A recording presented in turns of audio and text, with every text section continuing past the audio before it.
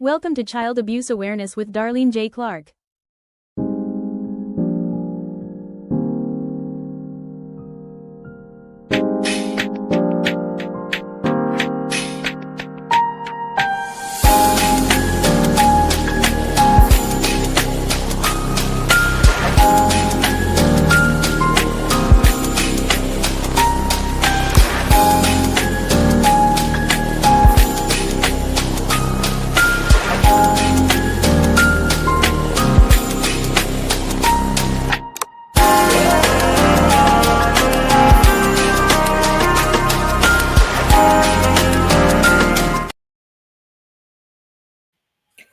Hello, welcome to another episode of Child Abuse Awareness with Darlene J. Clark. Be a part of the solution instead of part of the problem. Hope everyone's having a good day today. I figured I need to get into this. I saw this online, so we're going to start a series of preachers, priests, or pastors who rape our children or who do sexual exploitations towards our children. A lot of them who are still allowed to preach. And in this series, I had noticed that these pastors that's praying, they are. I went ahead and copied the rule book that Assemblies of God has, and it's kind of interesting how they actually put it that if they are a child predator, or if they mess with their own family member incest, then they're automatically out. But that's kind of funny when you hear this and then you go and you read the booklet and keep skimming further down and further down. That's farther from the truth. And it's sad to say that they are still allowing these people to do this. Okay, copyright disclaimer under Section 107, the Copyright Act of 1976. Allowance is made for fair use for purposes such as criticism, comment, news reporting, scholarship, and research. Fair use is a use permitted by copyright statute that might otherwise be infringing. Nonprofit, educational, or personal use tends to balance in favor of fair use. Make sure you got your popcorn, something to drink, because this is going to be a lengthy topic today. Be sure to share because it's very important getting the word out. Please say hello. I got another app which I'm viewing this on, so I hope that I'll be able to try the audio. I might have to play with it a little bit, so please bear in mind with that.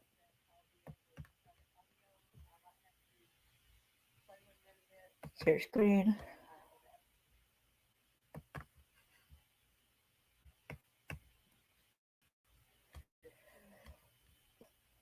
This is a 40-year mission to stop a Pentecostal preacher accused of raping children. Joe Campbell. It's also Joseph Lyle Campbell. Says his calling is to share God's love, but a group of women say he sexually abused them as girls.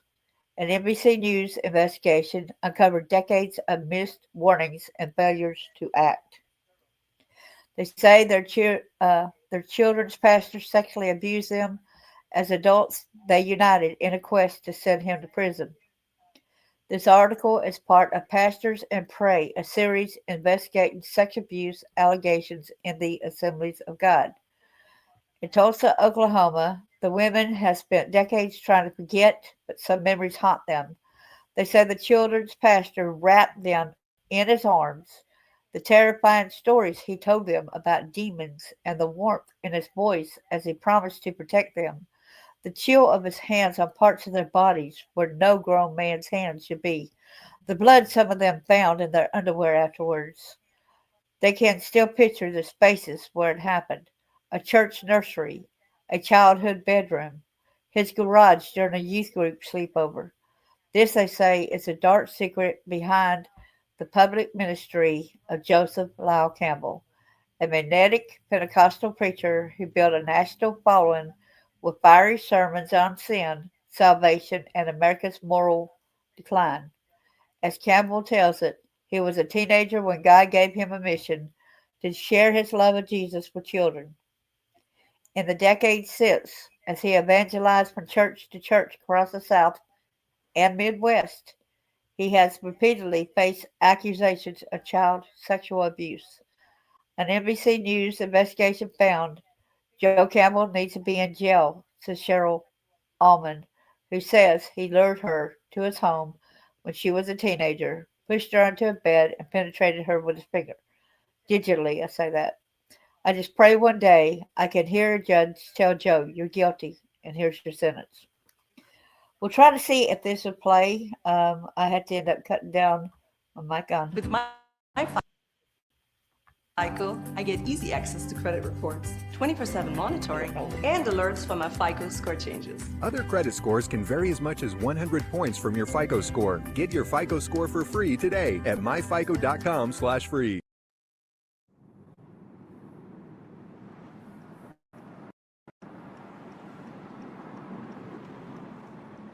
Oh, it looks like the ladies are here. It looks like they're here. Hello, ladies. I don't know how comfortable you are, but I'd like to just maybe lead us in a word of prayer. Father, it took your spirit to bring about the courage that is on display right here.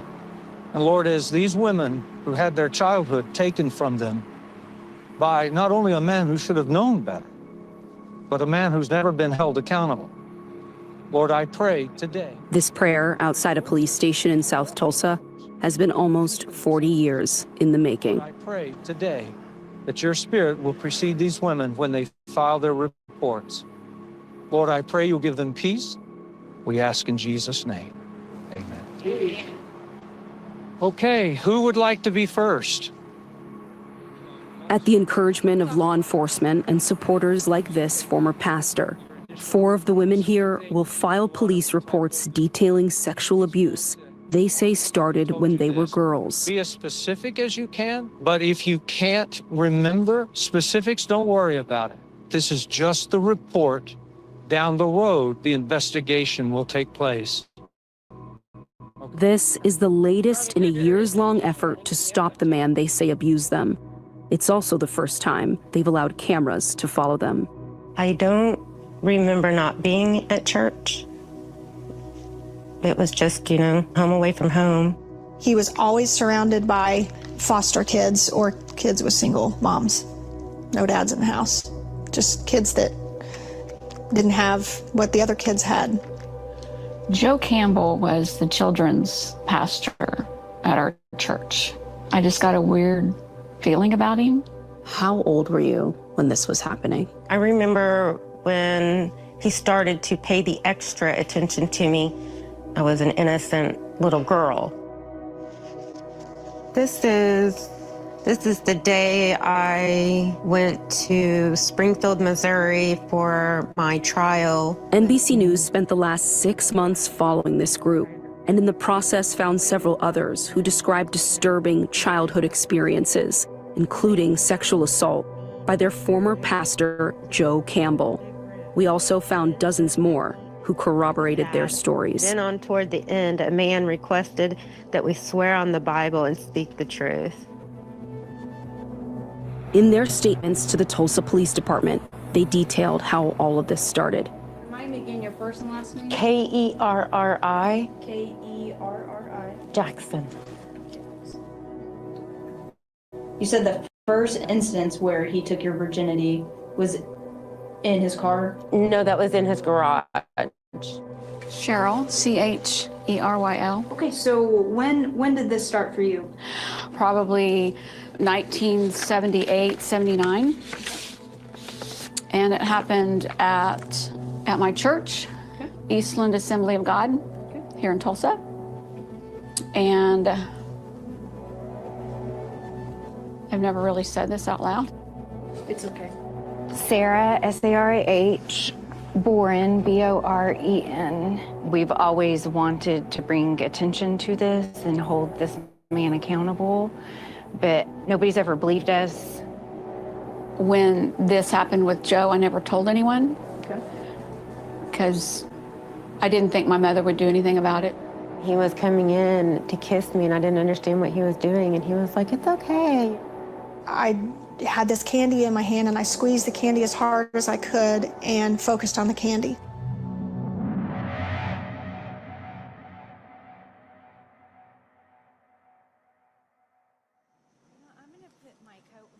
Hours after filing their reports, the women gathered in Carrie Jackson's family home. It's the first time they've all been in the same room in years. I went to Columbus in kindergarten. Did you graduate in 91?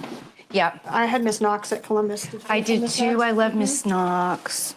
You know that's a good teacher if you remember kindergarten teacher when you're 51. You have pictures from Eastland? Mm-hmm. You do? From like church? Mm-hmm. Are you going to get them out? Mm-hmm. Oh my gosh, yes. Y'all want me to get them out now? Oh my gosh, they're that accessible. I'm scared. Your mom, did your family go to East Tulsa? Like, they drove from a lot. I think I was like 15 or 16 there. Wow. That's crazy. Oh my gosh, I remember that. Oh, I remember that hair. No. I remember your dance pictures. My gosh, Carrie, why did you keep Carrie all saves everything. Oh.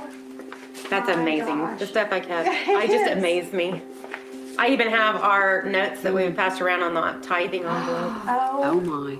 Whose notes? I forgot that All we of it. did that. Which boy is that from? This says, do you want to be my girlfriend? You said, boy, howdy. You sure do like to get to the point, don't you? He said, are you right with God? Because I need a good Christian girlfriend so that I won't be strayed. Oh my gosh, that's hilarious. Is that me? That's me. There's Joe and Becky right there. In that album? Right here. Isn't that me? That's him. That's Joe Campbell and that's Becky Campbell. So that was the children's pastor. Joe Campbell has spent his life in ministry. He once boasted to reporters in his home state of Missouri that he was known as the kid preacher, fashioning himself a boy anointed by God to teach the gospel. In 1977, he married Becky Gaston, the daughter of a well-known pastor and traveling evangelist. Their first mission was a Pentecostal church in Tulsa called Eastland Assembly of God, where they'd simply be known as Joe and Becky, leaders of what would become a thriving children's ministry.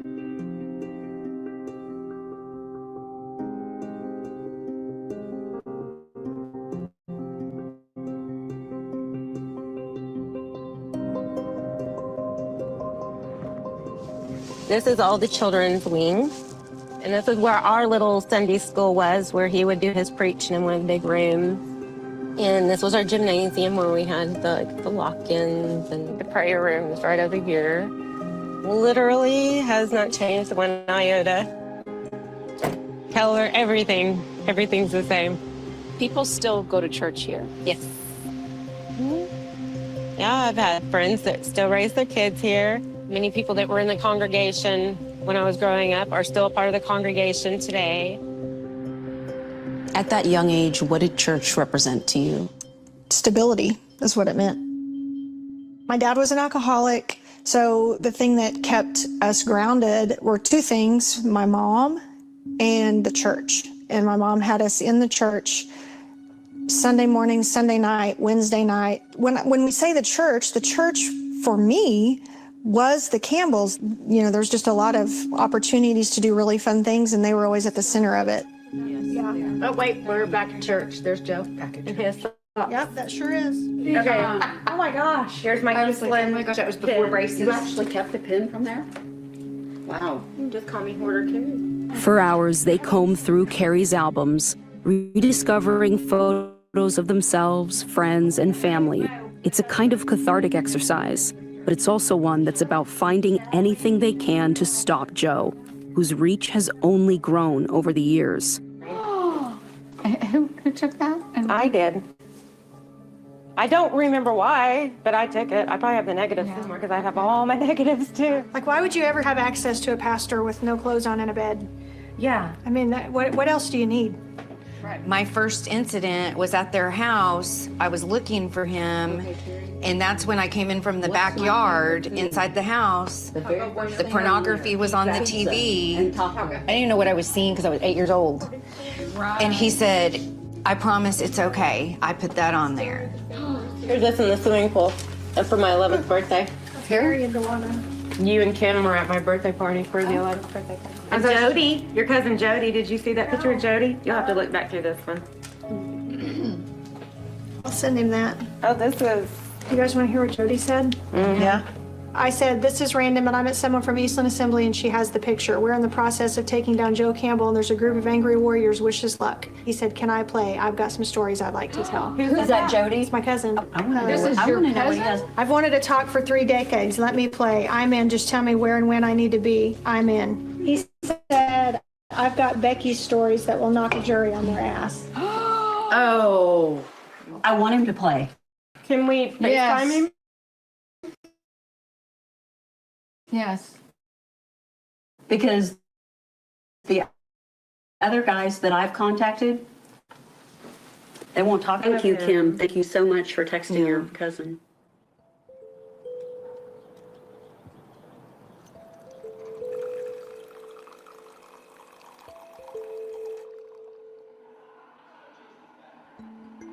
I love Joe. I love Becky. I just remember these youngish parents that had so much interest in me and my family and all of these other kids. They made you feel so safe that you would let down just any guard that you had at 11 or 10. I loved being in their presence. I know the books of the Bible from Genesis to Revelations in order because of the Campbells. He was awesome.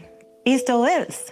I can still watch his network and can still see how he can be such a wonderful leader. The devil hates God, but he hates you because you look like God. That's why he is on TV and has prospered all of these years, because he is good at what he does. And the power of God began to hit that place, and Miracle Sunday began to happen, and it was one after the other after the other. Miracles and miracles and miracles. As you spent more time with them, what did you start to notice? Well, the first things were very positive. When Joe and Becky came along, it was exciting. Our lives evolved around church. We had lots of walk-ins, camps, a lot of activities. Everybody said we're going to laugh, and then it just stopped being that. The Campbells were always surrounded by children, always. What is a lock-in? No parents, no other adults except for Joe and Becky, and it was always kids that he invited. You'd get 6, 8 boys, 6, 8 girls. This is the youth program.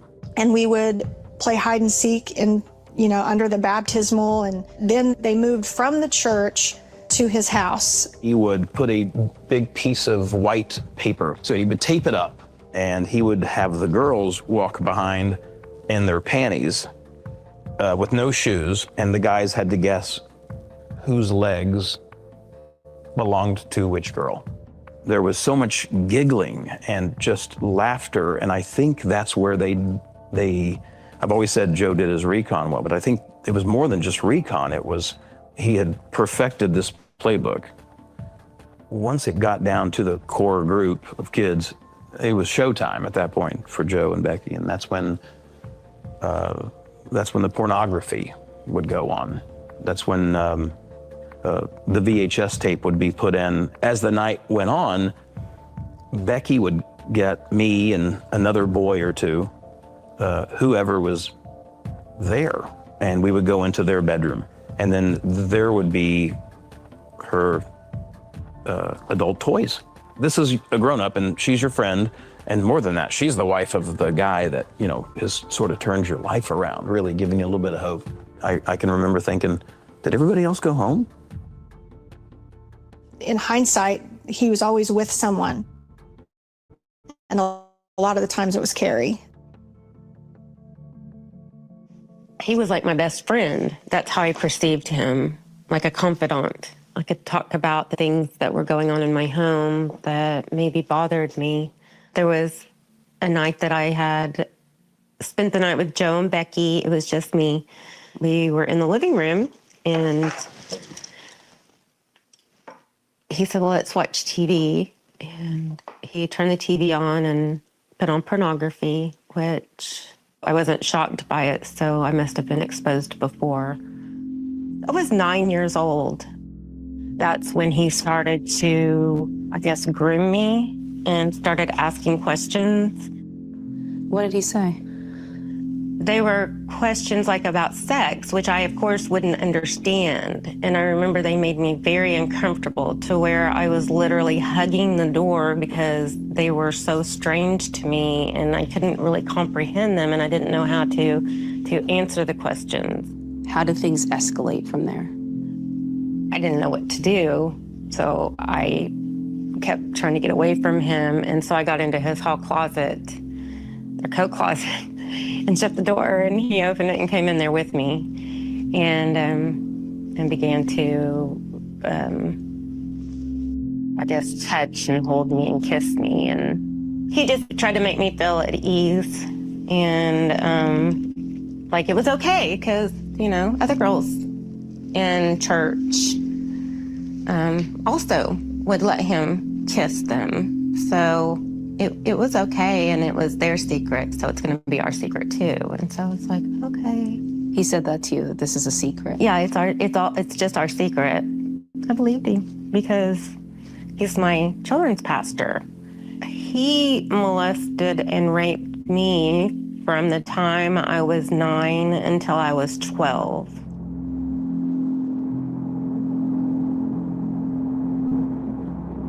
How hard is it for you to talk about some of these things with family? I don't. You don't? I never have. I never talk detail.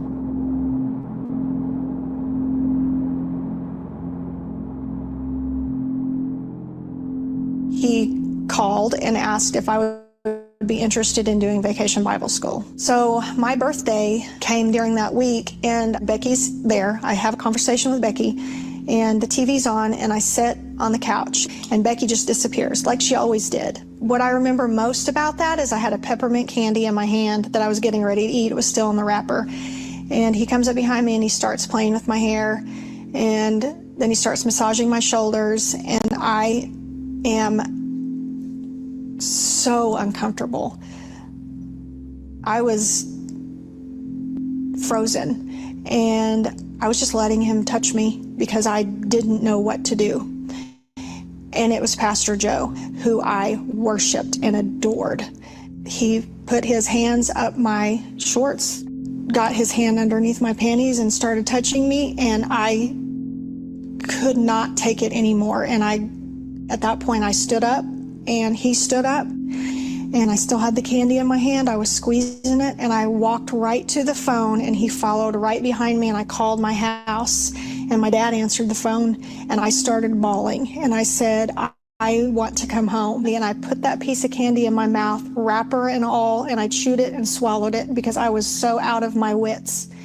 And about an hour later, he calls me into the living room for a family conference with him and Becky and said, you've been bucking up to me this week. We've provided you with, a home, food, and this is how you show appreciation is, you've been bucking up to us. And Becky's sitting there? Oh, yes, Becky's sitting there.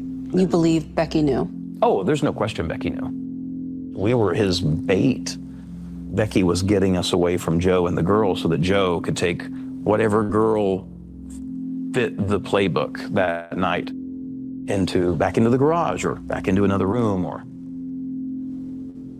this was not a first run for them. This is trial and error. Years before the alleged abuse began for Carrie, Jody, and Kim, Joe asked a 14-year-old Cheryl to help out with his children's ministry. I didn't know how to say no. I wasn't taught that. I don't think I was the first one he ever molested, but I think I was the first one he ever molested at Eastland.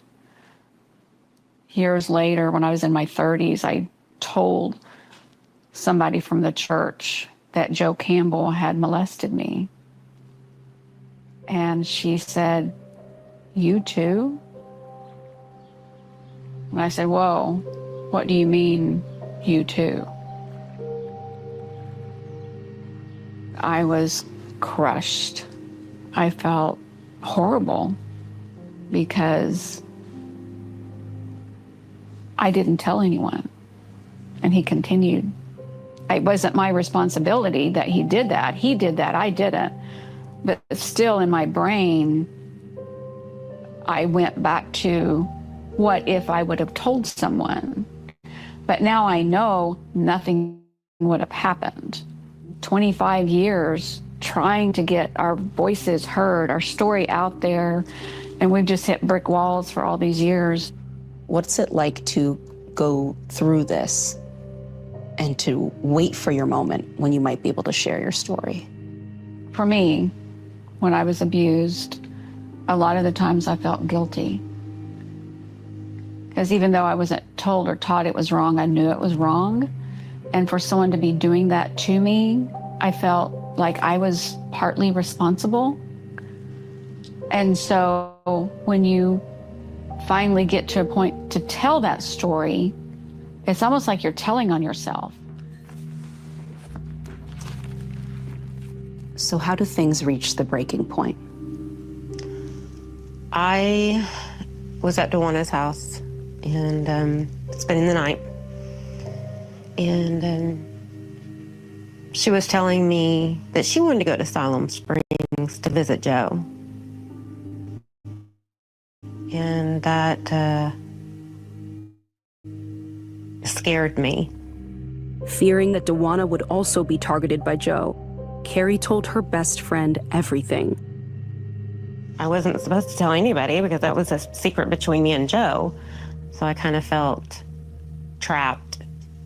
How do I keep her from going?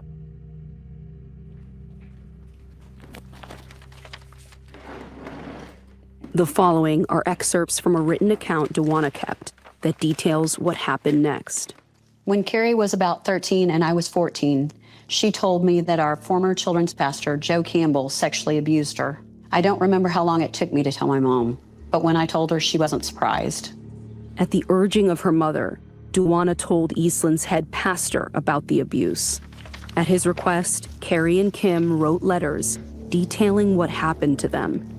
He collected additional accounts from children who reported exposure to porn, playing with Becky's sex toys, and molestation. These letters were then shared with the leadership of Assemblies of God, the Pentecostal denomination that manages Eastland and thousands of similar congregations. A hearing was convened at an Assemblies of God office in Missouri, and Carrie was summoned to testify. February 4th, 1988. Dear Diary, this morning I got up, got ready, and I wore my purple corduroy dress with lace collar that my mom made me.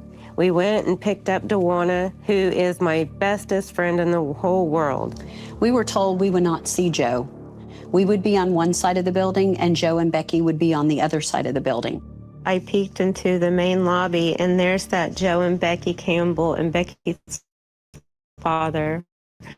Joe sat there and looked straight at me with the most creepiest look on his face. I walked into the bathroom very calmly and started bawling. It upset us a lot. It rattled us, in fact. I remember Carrie crying, and I think I may have too. I walked into this big, huge room with about 30 different pastors from all over Missouri sitting around the biggest table I've ever seen in my whole life. In her diary, Carrie describes a U-shaped table with her standing at its center. She says the men asked her how it began, where he touched her, who she told. One asked her to describe Campbell's naked body and the abuse in detail. They would say things like, "Can you describe Joe's penis?" And I would just be like a deer in the headlights. Lord, it was awful. Becky was right behind him the whole way through. After a full day of questioning, I asked what happened. What are they going to do? Carrie looked devastated and was crying. I don't think anyone answered me, but I knew it wasn't good. Carrie left the hearing humiliated. The men in the room didn't find her claim credible and allowed Joe to continue preaching.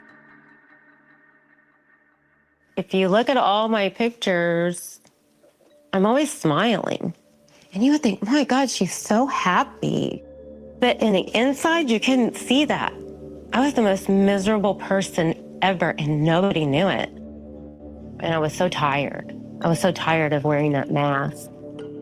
I couldn't take it anymore. I tried to take my life a couple different times. When I was in my 30s, I put the gun in my mouth, actually. Still had the gun. And I had it cocked and ready to go. I had my finger on the trigger.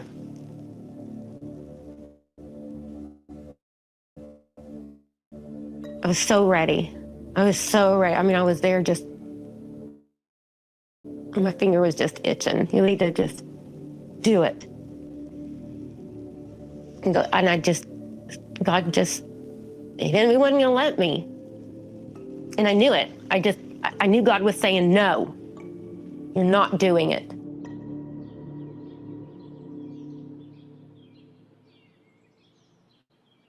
In 1988, less than a year after Carrie's hearing with church leadership, Joe and Becky invited another child from their congregation into their home. 4 months later, that child would be sitting in an interview room in a police station in Missouri. He knew that I was exactly the kind of person that he was looking for. A young girl, no family at the church, no family being there on a regular basis.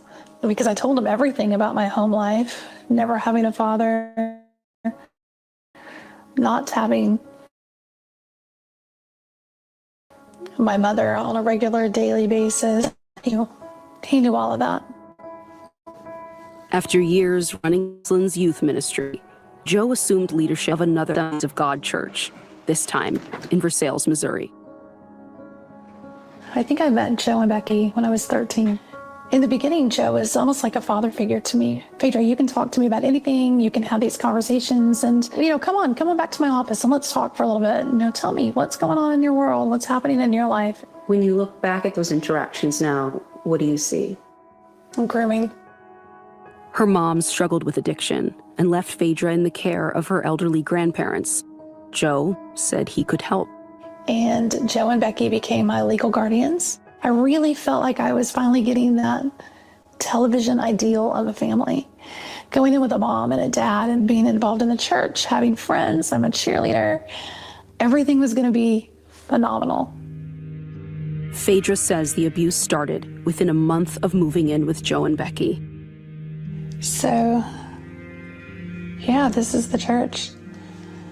This is the side entrance. This is the entrance that I would go in and out of all the time. I never really, here's the front of the church. It's not changed much. Oh my word.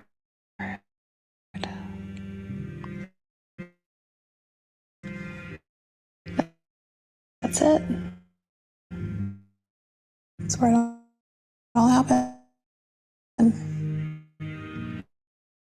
That's the parsonage house. That was my room right. This room. This was the back door to Joe's office. So I would be in this house from the church or a deacon or another pastor or somebody wanted to meet with Joe, but I was in there entertaining him. He would push me right out this door, sneak me out here. I would come out here, go around the staircase, and just be able to basically walk right across that parking lot.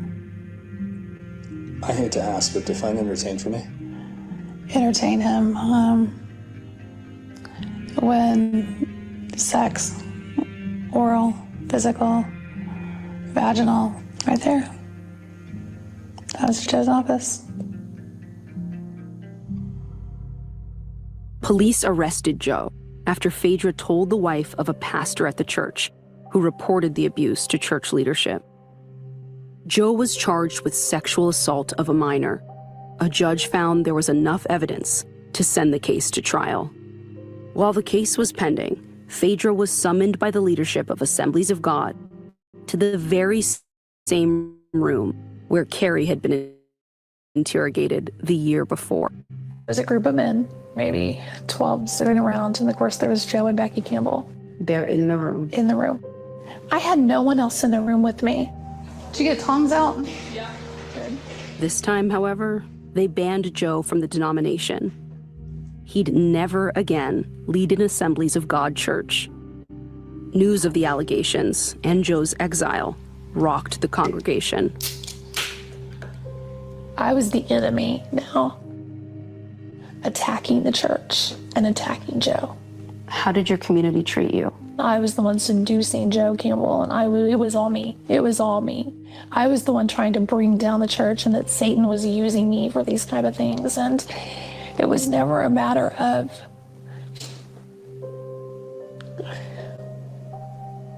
I didn't have that embrace from people to tell me it was okay. And there were many nights that I wish that I would have never, ever come forward. All right, dear Heavenly Father, thank you for this day. Thank you for this food. Thank you for all the blessings, and thank you for your faithfulness. And never pray. Hell, keep everybody safe with these storms coming through. And never pray. Amen. Amen. But it was a lot of pressure on a kid. I mean, I can only imagine. I mean, the harassment. Grown adults literally would point at me and call me. So if you're a terrible son, so many people are believing that. I mean, that's exactly what I heard so often, was that Phaedra's a whore, Phaedra's a slut, Phaedra's a tramp. And that's really, I mean, I really did. That's who I became. You know, I was 16 years old when I got pregnant. I'm here. Nailed it. I can't imagine how you felt being that young. No support from the church. True harassment. Going to school and kids literally threw money at me and said I was a vending machine. Put a little bit of something in and you're going to get a little something out. How does a young teen deal with that? You know? So I did what? I mean, I refused to testify. You felt that you couldn't see the process through? I didn't want to go forward anymore. Without Phaedra's testimony, the charges against Joe were dismissed. When I had my car wreck, people said that that was God's punishment to me for lying about Joe. God got his revenge on me.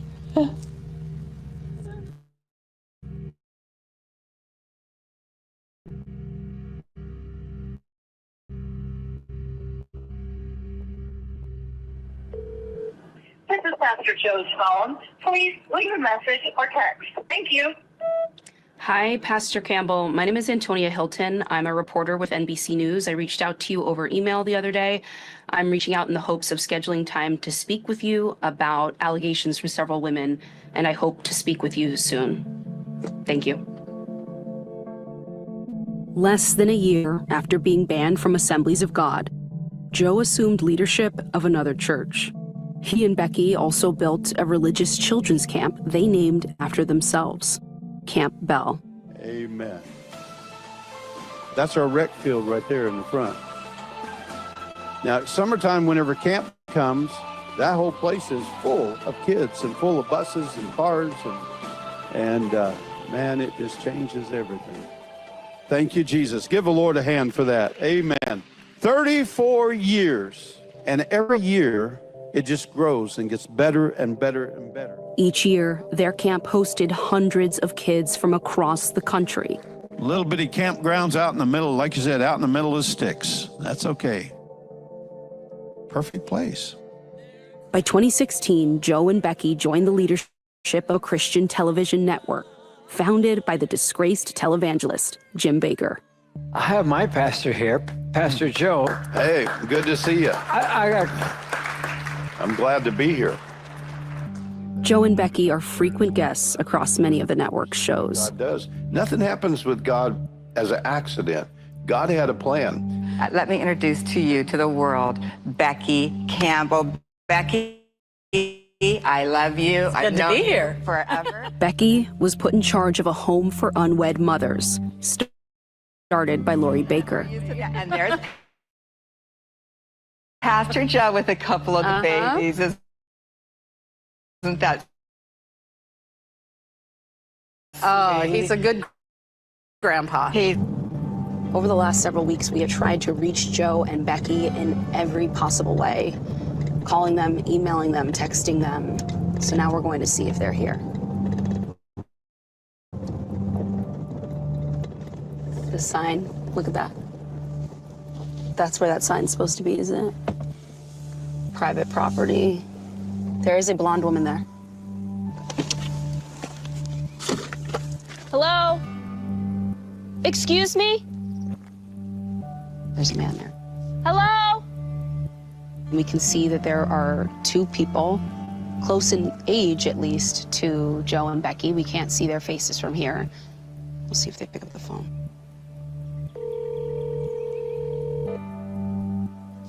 Welcome to Verizon Wireless. The number you dialed has been changed, disconnected, or is no longer Welcome to Verizon Wireless. The number you dialed has been changed, disconnected, or is no longer in service. If you feel you have reached this recording in error, please check the number and try your call again. That wasn't the case a few weeks ago. We have tried every number, every email address that we could find. We've now shown up in person. If they won't reply to us, I'll just have to leave a note.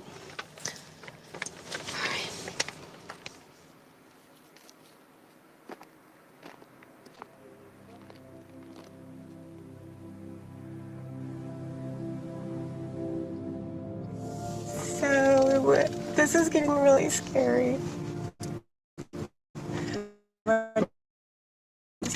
Keep going. Monthly permit parking only.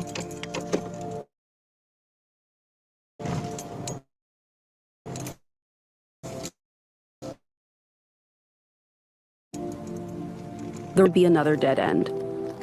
Officers said the statute of limitations had long expired. You have faith? Point.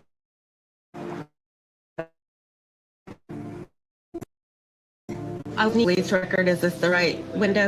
Okay. Oh, let me grab it. This was just another step to take for the books. That's all I need from you. Okay, good. Thank you. Thank you. Why did it matter to you to have this record?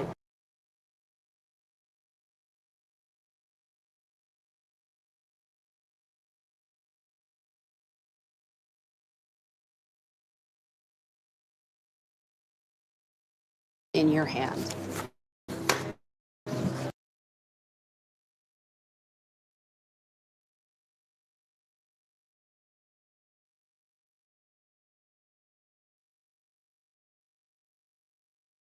I still wanted to be able to, and I wanted to be able to find people that I could say, this happened to me in the 80s. This is all my paperwork. Whether it helped or not, I just always believed that by keeping it, maybe it will be helpful in the future. When one door closes, another opens. These stories haven't changed. They were told to parishioners, they were told to clergy, they were told to parents, they were told to friends. Lots of people knew this story for 40 years. This story has not changed. My story has not changed. Your story has not changed. And still, yet he runs a camp for children. People are saying it's happened so long ago, just leave it. Leave it alone. Why? Why leave it alone? If there's a chance, if there's just a chance that he can be held accountable, I want to tell my story. If the statute of limitations has run out on our deal, then maybe somebody will hear this story and say, well, mine's current. And, you know, that's the only reason that I'm here. All those years, I blamed myself to have him stopped, that I should have insisted my dad take him to court. We had a lawyer. We were prepared, but we all chickened out because my dad was worried that it would become such a national circus attention around my court case, and he was afraid of that kind of attention, that it would just get too out of hand. So we all chickened out. They let him go back into preaching. That's why Phaedra was raped. And it's scary, 35 years later, coming back out and saying it again. Because I don't know what that reaction is going to be all over again. It gives you a little bit of satisfaction knowing that you're not alone. But at the same time, I can't help but wonder if there's others after me.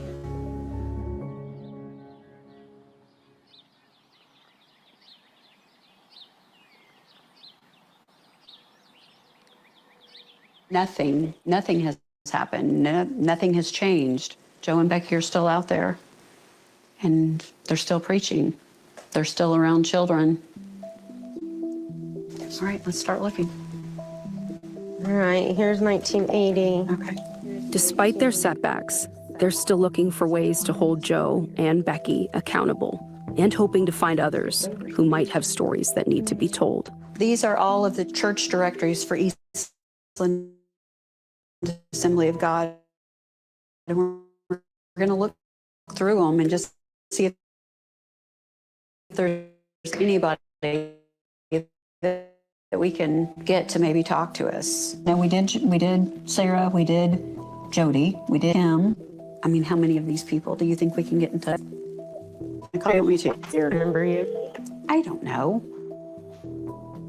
All they can do is hang up on us, right? It's Carrie. Just wanting to do a quick chat with you, if you don't mind. Lisa? Yes. This is Ray Jackson. How are you? Good, how are you? Good. Long time no talk. Can we ask you a few questions about Joe?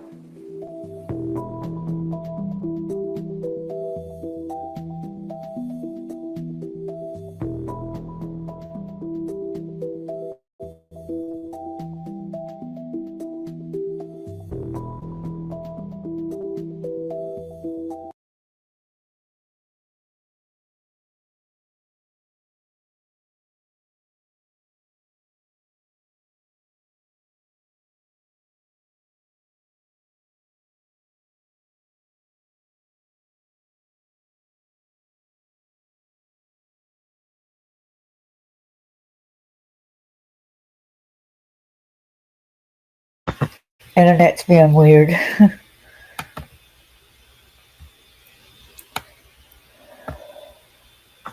Internet's being weird. I get this over here to see if anybody else will do anything.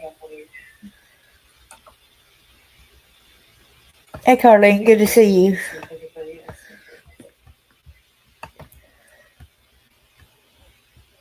Go back over here. Said ominous wanted by a woman who told NBC News that Campbell, now 67, sexually assaulted them when they were children in the 70s and 80s. You heard their testimony there, so let's go on to the next page here. It said the Wartburg Watch 2024 will give them credit. Said second, we have a few rules. Here's a big one. Comments are not for people to expound on the favorite irritant or hobby horse. Comments need to tie to the point of the post, and immediately above the comment space is a link for the rules for this blog. Please read them if you are new. So the Assemblies of God, Southern Missouri, botched a statement on Joe Campbell's 5 victims. Our internal trial still going? Still looking for Joe Campbell and Jim Baker. Woman crying in church. There was Cuttenborough Pixels. A stiff apology is a second insult. The injured party does not want to be compensated because he has been wronged. He wants to be healed because he has been hurt. Gilbert K. Chesterton. The 3 posts will help you understand the following communications with the Assemblies of God denomination. Pastor Joe Campbell and Pastor Jim Baker. On 11/14/24, I contacted the Assemblies of God denominational headquarters, which referred me to the Southern Missouri Network. I was pleased that Pastor Don Miller, the superintendent, was willing to quickly provide me with a statement regarding the molestations of the 5 women. I asked him to consider apologizing to the women, and I stressed the traumatic nature of the 2 internal AG trials involving Carrie Jackson and Phaedra Creed. I know that I hope that the AG will no longer conduct such disturbing trials. Pastor Miller said he had read the above post. The following is a complete statement that I received before noon Eastern Time today. Please pay careful attention to the language, which I hope readers will discuss. We're heartbroken to hear allegations related to Joe Campbell and any pain his reported actions caused. Our concern and prayers go out to all who have been affected by these circumstances. When allegations toward a minister arise, we take those matters very seriously, and we have a well-established process to address them. In the case of Mr. Campbell, the Southern Missouri District leadership acted upon the evidence presented to them regarding the minister. He was reported to law enforcement, dismissed as a minister, and the Assemblies of God is barred from ever again being credentialized for the Assemblies of God. And we pray that those who experience trauma from the actions of Mr. Campbell can find healing and closure. Have a blessed day. There's his phone number right there, Southern Missouri Ministry Network, if anybody wanted to get in touch with him and tell him your viewpoints. What did I hope would happen? The AG would say these eternal trials do not take place now. The AG would reach out and apologize to each woman by name. The AG would acknowledge that they should have notified law enforcement in all cases. What was positive about the statement? The office provided a statement quickly. Pastor Miller had read the post on the women. They used Joe Campbell's name in the statement and reported it to the police. They believe Campbell harmed Phaedra, which is essential as we seek an apology from the AG. What was disturbing about the statement? It is alleged that the AG did not call the police in Kerry Jackson's case.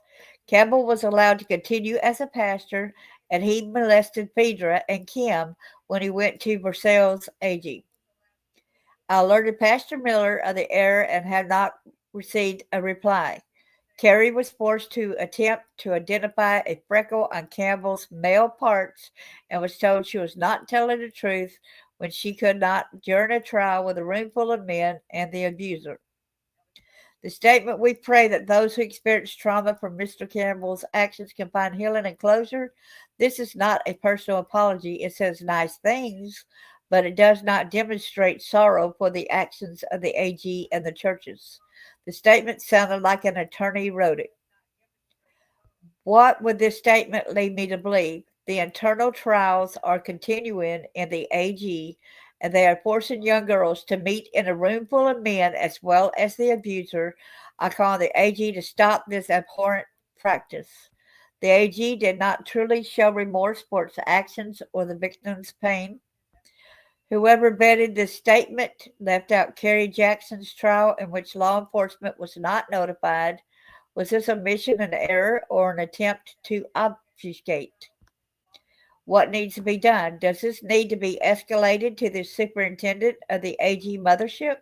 Does local and national media know of the internal trials of abusers and their young victims in the AG? I'm praying that the AG rethinks its statement. More to follow. Attempt to reach Joe Campbell and Jim Baker. I just got going on this today. The phone number online from Morningside Ministries where Campbell is the pastor, two pastors, has been disconnected.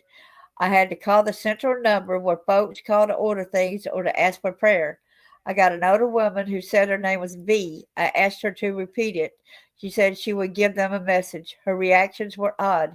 She wrote down that I was calling about the allegations against Joe Campbell regarding the molestation of 5 women.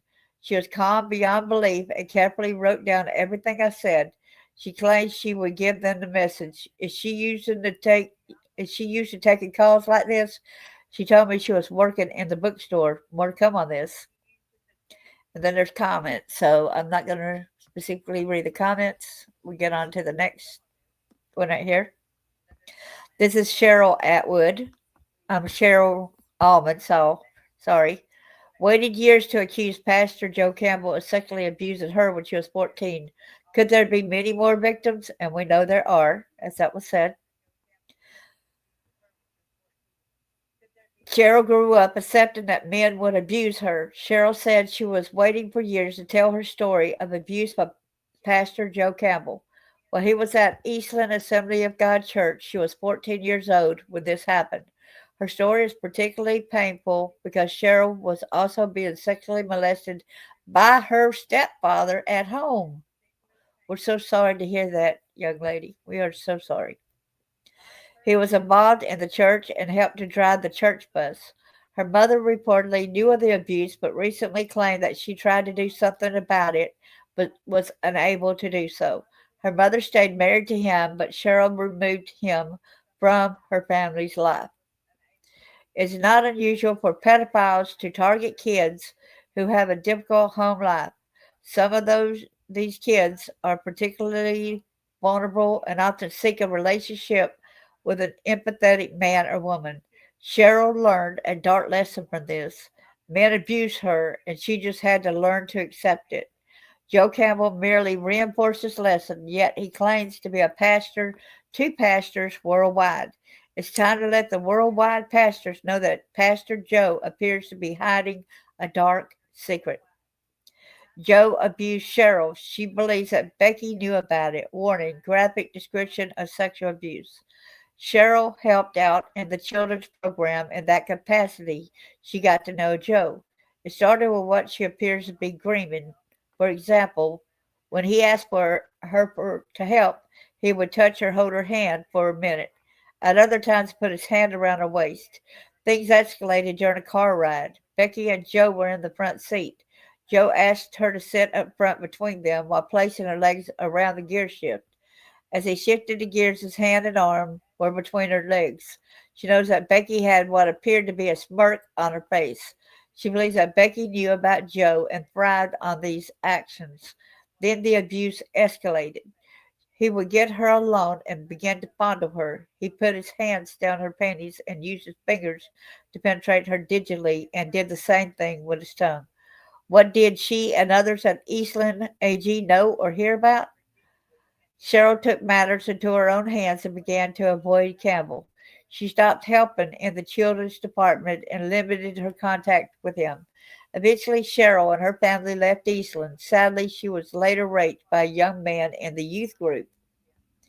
Years later, she would confide in one person who was a spiritual mentor. When she said something, the response of this person was, "You were molested by him too?" When Cheryl asked her to clarify, she told her that there had been a story of several children who Joe had molested. This person was heavily involved in Eastland and had a son who was allegedly exposed to pornography by the Campbells. Cheryl meets up with Carrie. She had heard about Carrie's story and decided to seek her out. She also found Phaedra, and they got together and to share their stories. When the girls had to stand before a bunch of men, as well as Joe and Becky Campbell, these men of God called Carrie and Phaedra liars.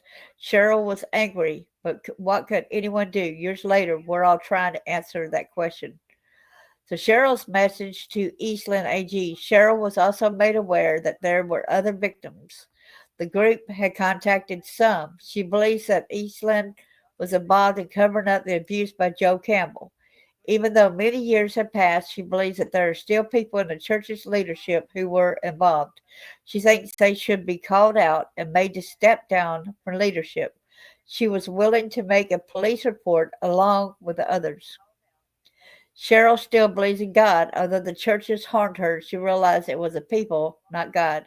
Exactly. What can be done? Even though decades have passed, Eastland AOG, Versailles AOG, and the AOG denomination headquarters are responsible for these women. They're hurting from being exposed to an abuser and were told they were liars. These organizations knowingly pass this alleged abuser, I believe he is an abuser, between churches. If a church building is constructed and 40 years later, due to a defect in the construction, pipes break and damage the church, the damage must be fixed. The members can't simply say it was a fault of those 40 years ago. They repair the damage. These organizations must repair the damage caused to these women. Let's say we're going to say damage to the kids because all these were kids at the time, okay? It's making it look like it was women that it was done, okay? It was actually the little them as a kid, boys as a kid as well. AOG Central needs to explain the internal trial they conducted. Does that still happen? They should meet with Carrie and Federing and apologize to them. If they do not, they must be called out for their unjust practices toward abused children. They call them liars. I'll reach out to Joe and Becky Campbell for a statement. I have recommended that the women file police reports and a local person will go to the police station in Oklahoma with them. I will assist Phaedra in filing the police report for Missouri. I will be contacting Jim Baker for a statement. Does he know about Joe Campbell's credible accusers? I'll be recommending that Eastland AOG and Versailles AOG conduct an independent third-party investigation to attempt to identify other victims and to see how the churches failed these women. I also believe that the AOG mothership and the involved churches offer to assist these women as they continue counseling due to the damage caused by the church members and leaders. One teen was taken over state lines to help Joe. Isn't that a felony? This needs to be explored. I believe there can be many more victims. I have some other thoughts on this matter. I will explore all angles to expose Joe Campbell's abuse and report on the steps I take at TWW. Pray for justice and the victims of Joe and Becky Campbell. And so here's the next story. This is Pastor Joe Campbell, as well as his wife Becky, are further credibly accused of sexual abuse by three more victims, Carrie, Kim, and Sarah. We can't ignore, that's a saying by C.S. Lewis, The Problem of Pain. We can't ignore even pleasure. The pain insists upon being attended. God whispers to us in our pleasures, speaks in our conscience, but shouts in our pains, and it is his megaphone to rouse the deaf world. Warning, there will be some graphic descriptions of abuse in the post. An update 11/13/24 in Carrie's story. Some minor corrections were made. The story, it must be told, these brave women and their friends have suffered for decades due to the response of people within the church and community where these events took place. I also believe the women should file a police report, and I will assist them. How naive and cruel the church was in the 1980s and 90s. Most cases of sexual abuse in the church were covered up, supposedly to protect the church. Even today, Pastor John MacArthur responded to the scandal of Steve Lawson as quoted on the Royce report, On October 20th, John MacArthur discussed the Lawson scandal in a question and answer session at GCC. The 85-year-old pastor said he believed God was purifying his church by exposing Lawson, but did not mention the TMUS graduate Lawson was involved with. He was also called GCC from Grace Community Church to band together in a crisis. It's time to change that paradigm. The church must support the victims who, in this case, are victims of Pastor Joe Campbell. I have some ideas on this count that was specifically discussed in coming posts. Faith continues for these former members of the Eastland Assembly of God. Most of these victims have stated that they still have faith in Jesus. They're deeply disappointed by the people in the church. I understand, since this has been my emotional and spiritual experience. Understanding pedophilia and all paraphilias most reoffend. I am shocked that anyone in the church would blow off pedophilia as just another sin. It is a profound psychiatric disorder, but that rarely, if ever, is fully resolved. God may forgive a generally repentant pedophile, but that pedophile would deal with their disorder for the rest of their life. Sadly, most pedophiles will reoffend. The church must wake up and realize that pedophiles will target their churches. There are children present. Members are told to obey the pastors, and the truly gifted pedophile will be a beloved pastor and apt teacher. Well, it is not normal for an adult man to pursue sexual relationships and sexual innuendos with children and teens. It's not normal for a woman either because a wife was going to get some of the boys, remember? Pedophilia, the sexual interest in children, is just one of a group of paraphilias. For example, some pedophiles go after prepubescent children while others target 14 to 14-year-old boys, like my former SBC church. The National Institutes of Health has done work in this area. Here's something I wrote recently featuring their work. What is paraphilia? Isn't it just another sin? I've used this blog to expose pedophiles in the broader Protestant church. However, my goal is writing and this writing has little to do with exposing one more pedophile. There always seems to be more than one pedophile. I have hoped that the reader will understand the complicated topic of paraphilias. Comprehending the difficulties inherent in such behavior is essential in protecting you and your family. Here's a link at the National Institutes of Health Paraphilia. Paraphilias are persistent and recurrent sexual interest, urges, fantasies, or behaviors of marked intensity involving objects, activities, or even situations that are atypical in nature.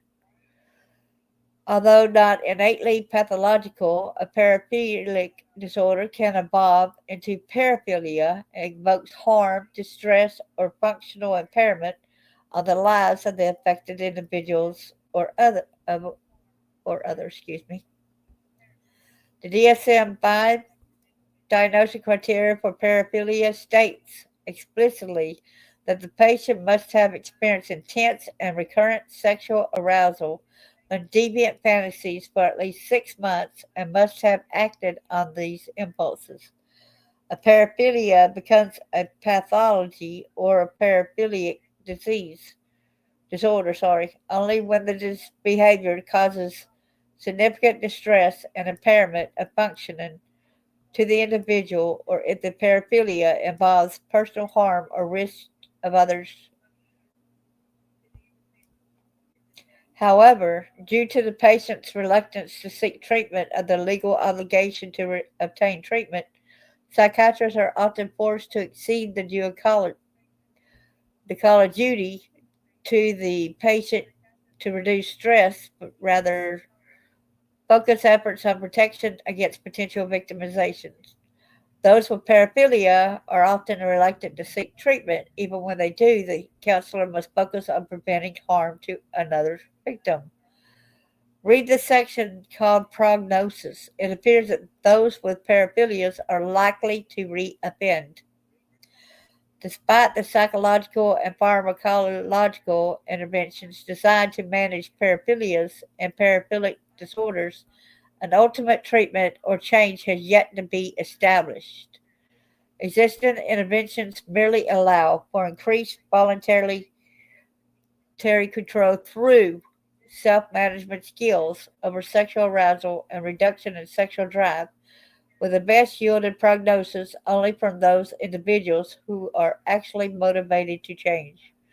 Those who do participate in either therapy alone or ideally the combined management of psychological and medicinal interventions show improvement with a marked reduction of the intensity and frequency of deviant sexual arousal and resultant behaviors. However, the literature suggests that most sexual offenders are likely to reoffend.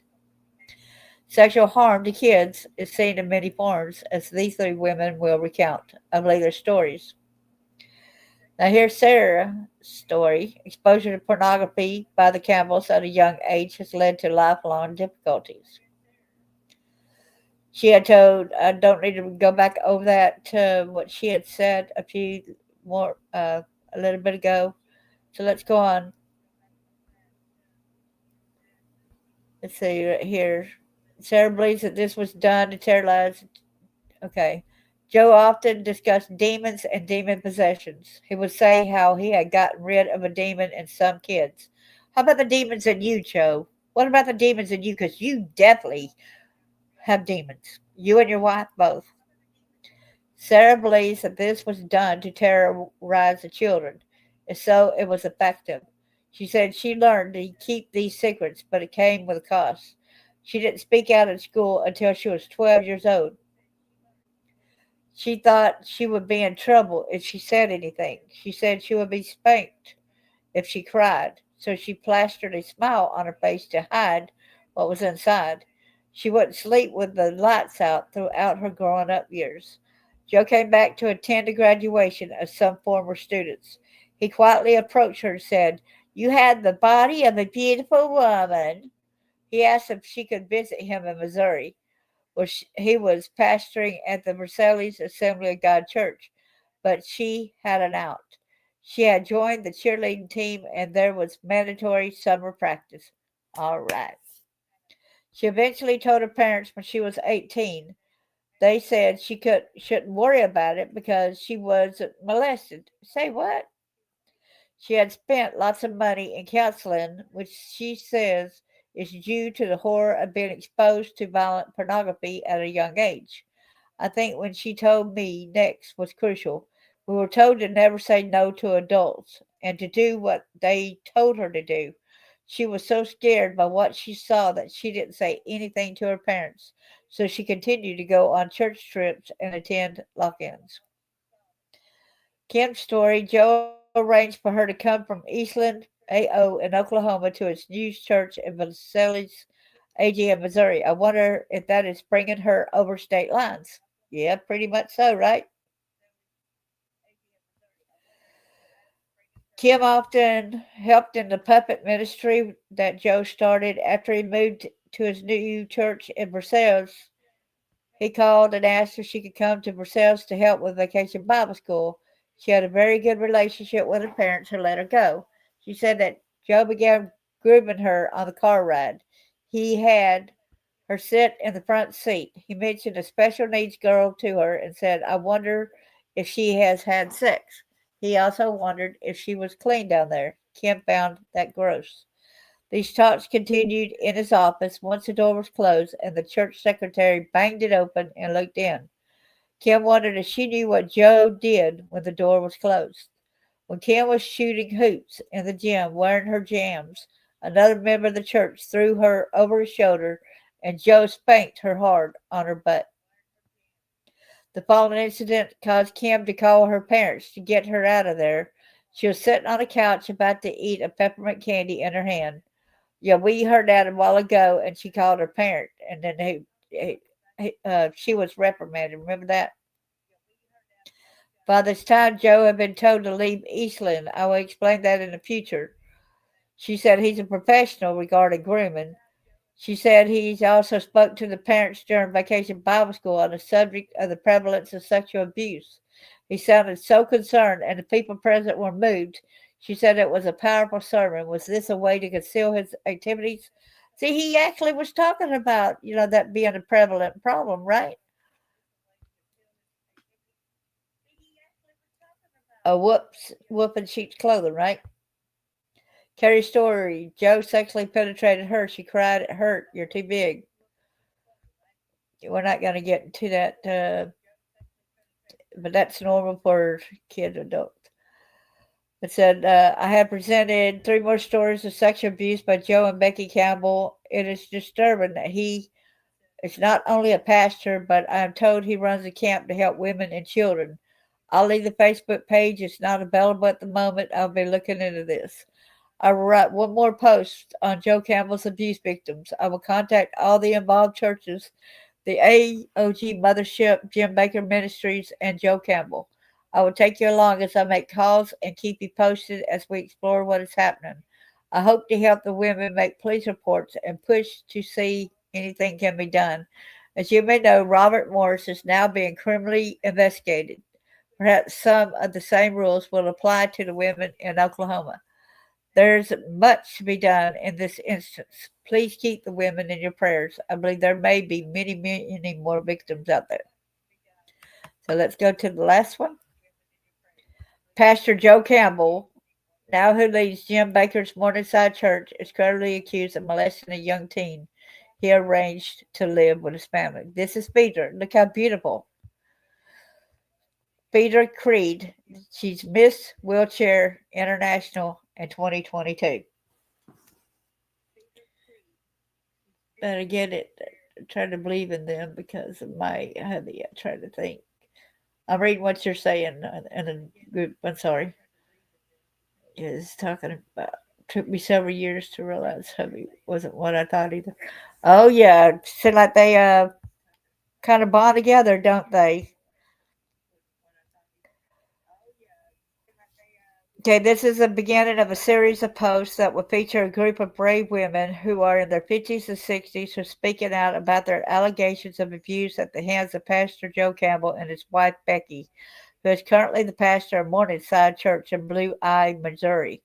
This is the center for Jim Baker's PTL ministry. He was a pastor in the Assemblies of God denomination. I realize the story has many tentacles, which I will attempt to confront and discuss. Phaedra meets Pastor Joe Campbell, whose past was hidden from the congregation by the deacons. See, they covered for him. They knew about it. Okay, so remember her talking about him being so charismatic and the people loved him. She believes that they worship Joe more than God. Let me interrupt here. Many people believe that pedophiles and molesters are creepy old men who are easy to spot. Instead, they are often charismatic individuals who attract their crimes victims and full adults. Y'all remember that, okay? That is a very good statement there. Many people believe that pedophiles and molesters are creepy old men who are easy to spot. Instead, they are often charismatic individuals who attract their victims and full adults. Wow. Peter said that Joe often preached about demons and even participated in praying out the demons and others. I found this interesting given Robert Morris's seeming emphasis on demons. As Peter spent more time at the church preparing for the choir's Christmas program, Joe started to pay attention to her. He would talk to her about everything. He would also invite her into his office for discussions. Peter made an important observation. She realized her dad and mother weren't around and felt that loss. She looked to Joe as a strong male figure. Remember when he started talking about, she did it on the video about he started molesting her?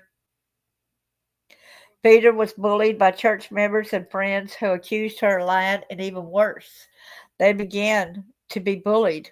She began to be bullied by her friends. They laughed that she was a whore, a white dress to court, looking to look like a little girl. Kids were throwing coins at her at school. They threatened her well-being. They said she was a liar and a tramp. They said she seduced Joe. They claimed she had demons. Due to the stress, Peter refused to continue with the trial, so the case was dismissed. Thankfully, her grandparents supported her. The Assemblies of God denomination in Springfield held an AOG trial and applied pressure for Peter to participate. Apparently, the AOG holds or used to have trials when accusations of this kind. See, they're taking it up with the church to resolve it, okay, and not the police, okay? That's what the problem is. And when y'all would see some things in here, when y'all see the rules that the Assembly of God go by, y'all would be perplexed. I've got like 4 other stories after this, and then I'll show y'all that AG book, okay?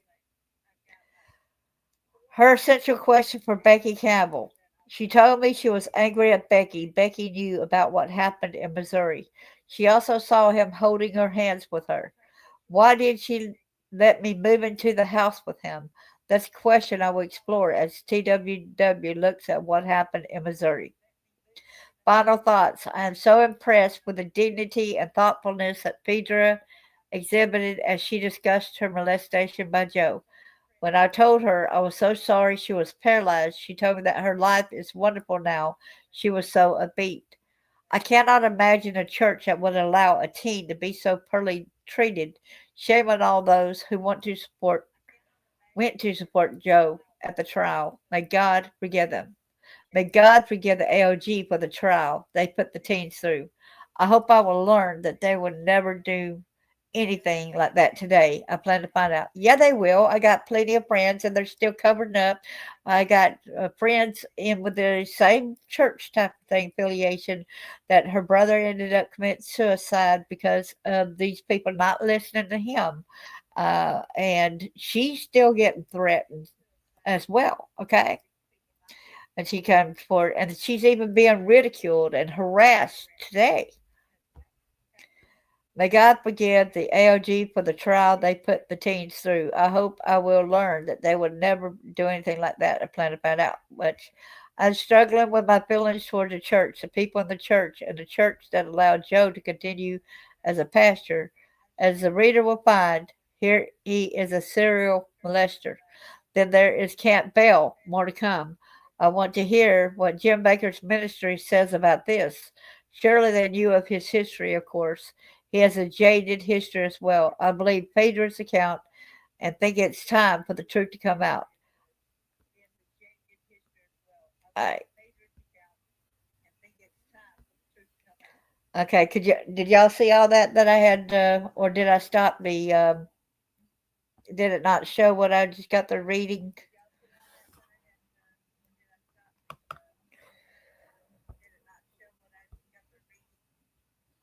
And thank y'all so much for going over this with me. This is so difficult to go over. So God bless y'all. Stay in tune. Let me look at the next topic of going over this is. I got to go to my email right quick because I got it in line. So let me see what part 2 will be about. Okay. So go back past this.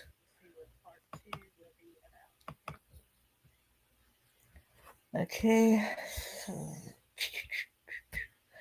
Pastor and pray. So the next one is going to be how a Christian college ministry glorified a sex offender and enabled him to abuse the students.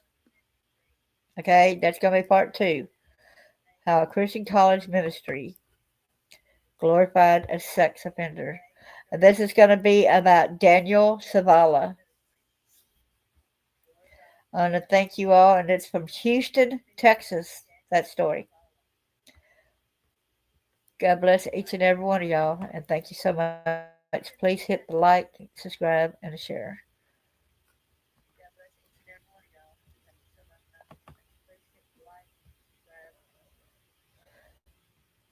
It just went ahead and went out for briefly. Okay.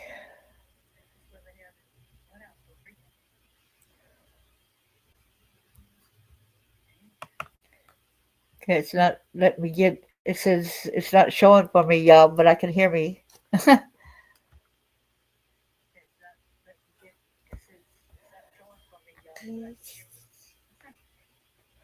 Unmute. In the studio.